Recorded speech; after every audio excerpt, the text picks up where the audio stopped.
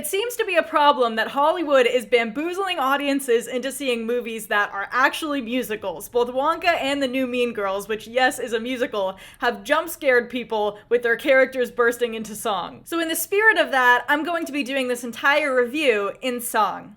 Just kidding, but I've been feeling very conflicted about this movie, and it has everything to do with the fact that it is not only a musical, but it's a musical movie adaptation of a Broadway show that is based on the original movie from 2004. Something that is very important to keep in mind throughout the film.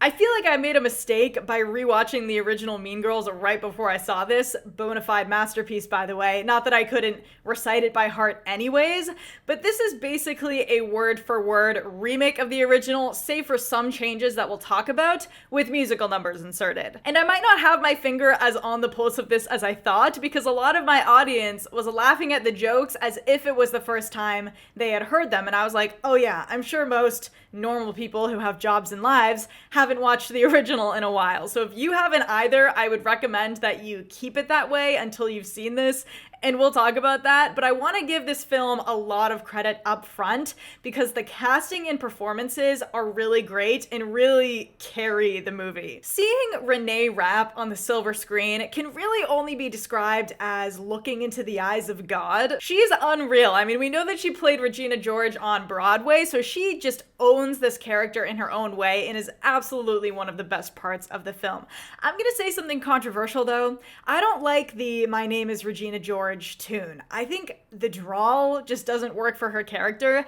But World Burn is amazing, and I forget if that's the song that she's singing at the Halloween party, but whatever that one was, it felt very Ursula, and in the movie they played it like a siren song, and the whole thing just rocked. And speaking of the Halloween party, I could not believe how much fun Avantika was as Karen. Her take on the character is so funny. She seems like she's just having a blast with it, and she definitely had my favorite musical number with Sexy at the Halloween party. Honestly, as mind-blowing as Renee Rapp is, Avantika might have been a personal favorite for me, but a lot of people will also be saying Jaquel, Spivey, and Auli'i Cravalho as Damien and Janice. They were definitely the best comedic performances, but they also brought a lot of genuine chemistry and emotion to their friendship. However, I haven't heard anyone else say this, so maybe it's just a me problem, but a huge wrench in this experience for me was Angourie Rice as Katie Heron. And I love Angourie Rice. I think she does a great nerd. Check out Honor Society if you haven't.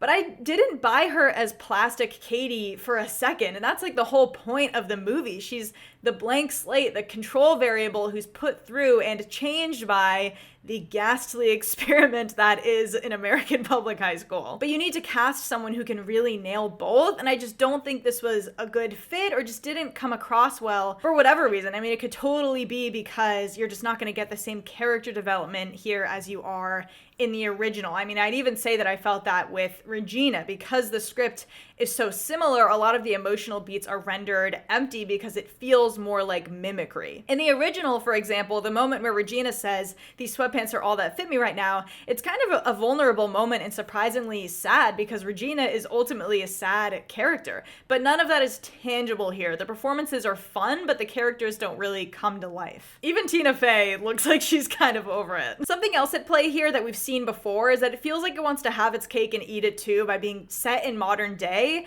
but trying to capture a social environment that just doesn't exist anymore. The early 2000s cliquey era when technology and social media was just becoming a thing. I mean, that is cinematically relevant. It's baked into the narrative of the original. You can't just plop it into 2023 and add Instagram and hope it works out. So there's this off-putting anachronism of modern day social media, but these early 2000s tropes. The fashion feels confused. And again, I think the original was one of the greatest high school comedies of all time, but there is absolutely some humor in it that wouldn't fly today. So a lot of the jokes are either not used / replaced, or they're updated for a 2023 audience. But I think that's what makes the original so interesting and such a poignant time capsule of high school in that specific era that it was made. It's a product of its time. And so that's where we run into this problem where here it just feels forced and like something is off. It's inorganic. Is this Mean Girls for a new generation? Maybe. I kind of hope not for the sake of the new generation. I mean, we have a lot of great original modern high school movies like The Edge of 17 or Love, Simon. I even think Booksmart, though it does, I think, have some older tropes in it, it strikes that balance much better because it's original. But Mean Girls also definitely feels like a streaming movie because I think it was actually intended to just be a streaming movie without a theatrical release. I mean, you've got two unknown rookie directors on it, and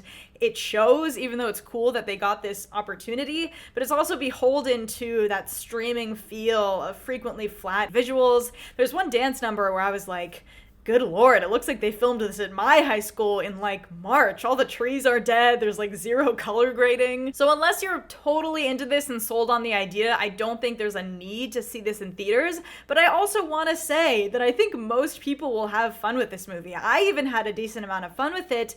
But again, I'm feeling really conflicted because it's this weird concoction of remake and adaptation. And it's one of those things where you have some fun in the moment in the theater, but you're left feeling like, what's the point? I'm not gonna revisit this or really think about it again. We are definitely kind of entering a trend of musicals though. We've gotten a lot of them recently, and I wanna say that The Color Purple is still in theaters, and I not only thought that that was the best musical of 2023, but it's just a superb example of adapting a Broadway show into a movie musical. But to be fair, again, you're also dealing with a much larger production and higher caliber of talent in front of and behind the camera. But anyways, shorter review today. I think you get the point. There's definitely no harm in checking this out, but I'm going to give Mean Girls the Musical 2.5 out of 5 stars. If you had asked me, like, as I was walking out of the theater, it would have been a strong 3, but it has faded really fast. So take that as you will. Let me know if you guys plan on heading to the theater to see this weekend. If you already saw it, let me know what you thought. Don't forget to like and subscribe and keep an eye out for more videos soon. Thanks for watching.